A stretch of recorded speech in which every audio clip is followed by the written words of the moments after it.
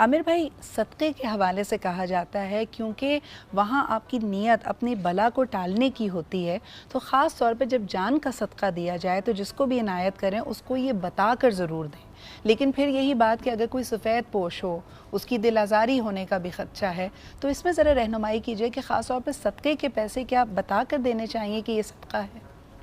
बिस्मिल्लाहिर्रहमानिर्रहीम। सबसे पहली बात तो ये कि सदक़े का जो नाम है या इस्तिलाह है, ये इजमाली तौर पर बड़ी वुसअत रखती है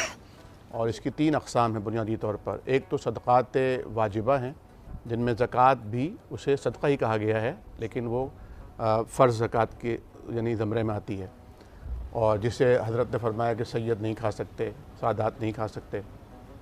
दूसरी वो सदक़ा है जो नज़र,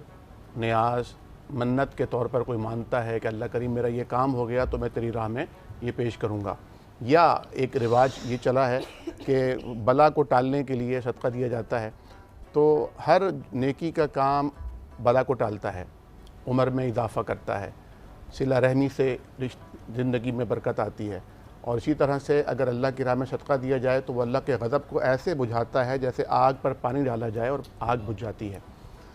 तो हमारे यहाँ जो ये जान का सदका, जान के ज़रिए कि बकरा काला बकरा होना चाहिए, और अगर किसी की बकरे की हैसियत नहीं तो मुर्गी होनी चाहिए, वो काले रंग की होनी चाहिए, ये तसव्वुर आमियाना है और किसी भी मकतब फ़िक्र के अहले इल्म ने इसकी हौसला अफजाई नहीं की है। आमिर भाई, तो ये खून बहा का जो तसव्वुर है और कहा जाता है कि ये, आप मेरी रहनुमाई कीजिएगा कि कुरानी आयात का मफ़हूम भी है कि क्या तुम समझते हो कि ये सदका, ये गोश्त या ये खून हम तक पहुँचता है और उसकी तरदीद की गई है, वहाँ पे थोड़ी वजाहत कीजिएगा। वहाँ बुनियादी तौर पर तो खून बहा की जो आपने इस्तिलाह इस्तेमाल की, वो तो अगर खुदा न खास्ता कोई कत्ल किसी से हो जाता है तो उसकी दियत के तौर पर जो वो खून बहा कहलाता है। यहाँ पर जिस खून की आप बात कर रही हैं उसका इतलाक़ भी अल्लाह की राह में सदका, खैरात, जो ऊँटों की क़ुरबानी के ज़रिए या बिलखुसूस जो हम ईद उल अज़हा के मौके पर क़ुरबानी करते हैं, वहाँ के लिए बयान किया, जो हज के मौके पर क़ुरबानी की जाती है कि तुम्हारे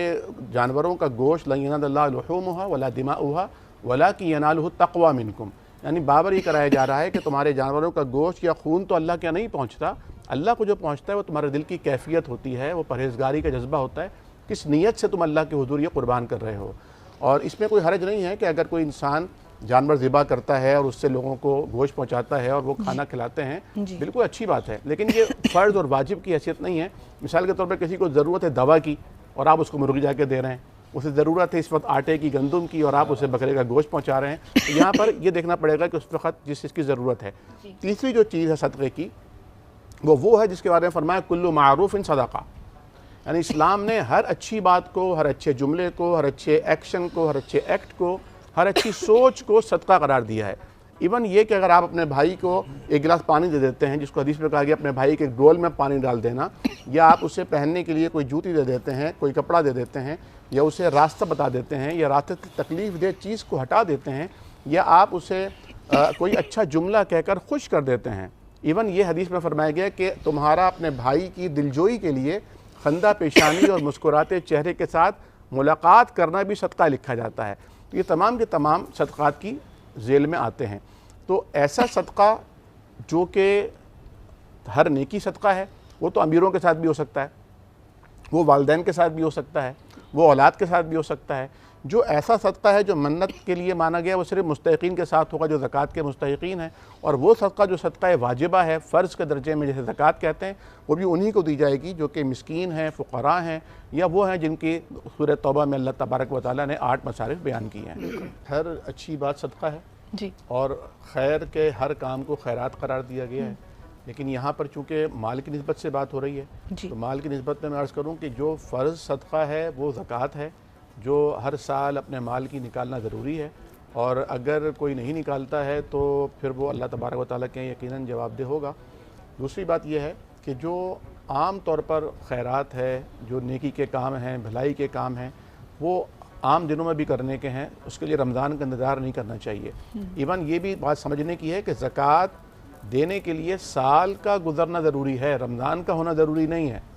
रमज़ान का इंतखाब आम तौर पर इसलिए किया जाता है कि इसमें फ़राइज़ का सवाब 700 गुना तक बढ़ा दिया जाता है और नवाफिल का सवाब फ़राइज़ के बराबर कर दिया जाता है, चुनांचे लोग रमज़ान का इंतखाब कर लेते हैं। لیکن اگر ضرورت رمضان سے قبل کسی کو شدید ہے تو آپ رمضان تک اس کو ہولڈ نہیں کرائیں گے، بلکہ آپ اس کی ضرورت پوری کریں گے، اس پر آپ کو اجر ملے گا۔